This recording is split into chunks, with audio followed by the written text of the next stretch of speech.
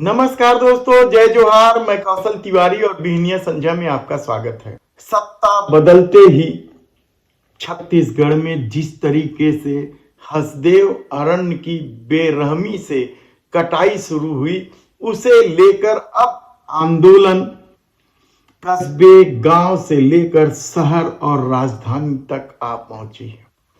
लगातार कई स्थानों पर प्रदर्शन किए जा रहे हैं।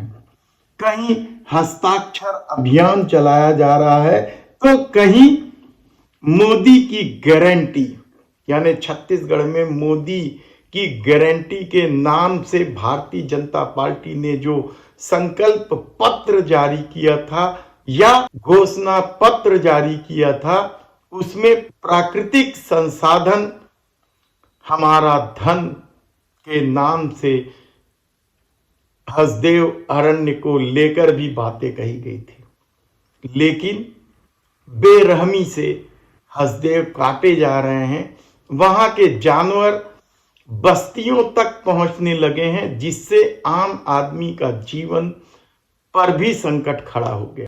हैरानी की बात तो यह है कि प्रदेश के मुख्यमंत्री भी आदिवासी हैं और वन मंत्री भी आदिवासी हैं। आदिवासी मुख्यमंत्री विष्णुदेव साय, आदिवासी वन मंत्री केदार कश्यप, इनके रहते हुए भी न तो कटाई पर रोक लग रही है और न ही दूसरे स्थानों पर जंगल उजाड़ने का खेल ही बंद हो रहा है।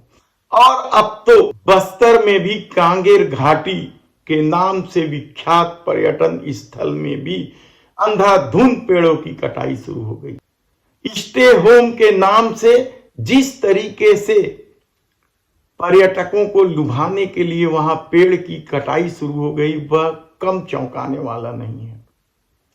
बड़े अधिकारी हाथ पर हाथ धरे बैठे हैं और यदि छोटे कर्मचारी जाकर या रेंजर स्तर के अधिकारी जाकर ऐसे लोगों को पकड़ धकड़ करती है या ऐसे लोगों को गिरफ्तार करती है, तो उन रेंजरों और कर्मचारियों के खिलाफ ही कार्रवाई कर रही है।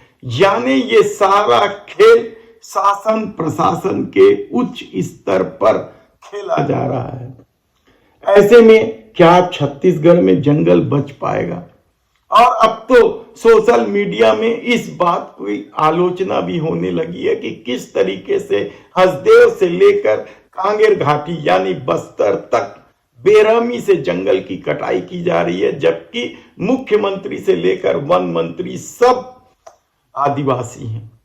तो क्या आदिवासी मुख्यमंत्री बनाकर या आदिवासी वन मंत्री बनाकर दिल्ली के स्तर पर यह खेल हो रहा है? इससे पहले चुनावी अभियान के दौरान कांग्रेस के नेता राहुल गांधी ने आरोप लगाया था कि चुनाव में बटन कमल पर दबाया जाता है और वोट अडानी को मिलता है। श्री भूपेश बघेल ने भी इसी तरह की बात करते हुए कहा था कि यदि छत्तीसगढ़ में भारतीय जनता पार्टी की सरकार आएगी तो हसदेव नहीं बचेगा, हसदेव वन पर अडानी का कब्जा हो जाएगा। तो क्या यही सब कुछ हो रहा है? यह सवाल इसलिए महत्वपूर्ण है क्योंकि अब आंदोलन जन आंदोलन का रूप लेता जा रहा है। जगह जगह हस्ताक्षर अभियान किए जा रहे हैं और हालत यह है कि इस मामले में सत्ता बोलने को तैयार नहीं है, जबकि मुखिया विष्णुदेव साय स्वयं आदिवासी और उन्हें आगे आकर वस्तु स्थिति स्पष्ट करनी चाहिए। लेकिन आंदोलन लगातार चल रहा है और सरकार खामोश है। सवाल सिर्फ हसदेव अरण्य का नहीं है, यह भारत का फेफड़ा कहलाता है और यहां हजारों किस्म के जीव जंतु रहते हैं।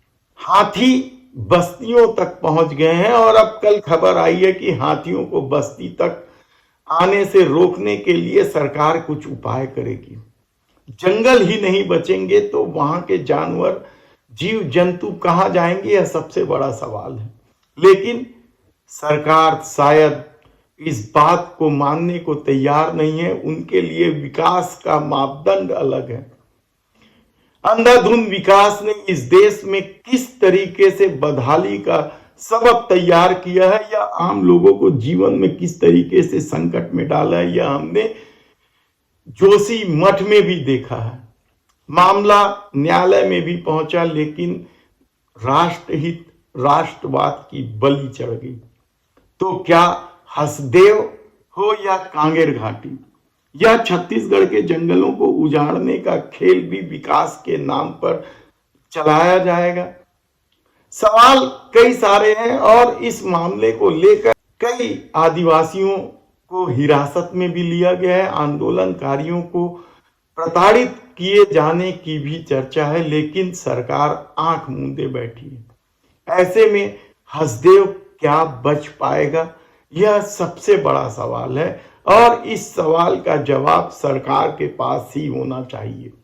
लेकिन सरकार चुप है, उसने अपने मुंह पर ताला लगा लिया है। हालांकि जो तमाम दूसरी राजनीतिक पार्टियां हैं, चाहे वह कांग्रेस हो, चाहे आम आदमी पार्टी हो या गोंडवाना गणतंत्र पार्टी हो, सभी हसदेव को लेकर आंदोलित है और वे भाजपा सरकार की आलोचना भी कर रहे हैं। लेकिन जंगलों की कटाई बेरहमी से जारी है।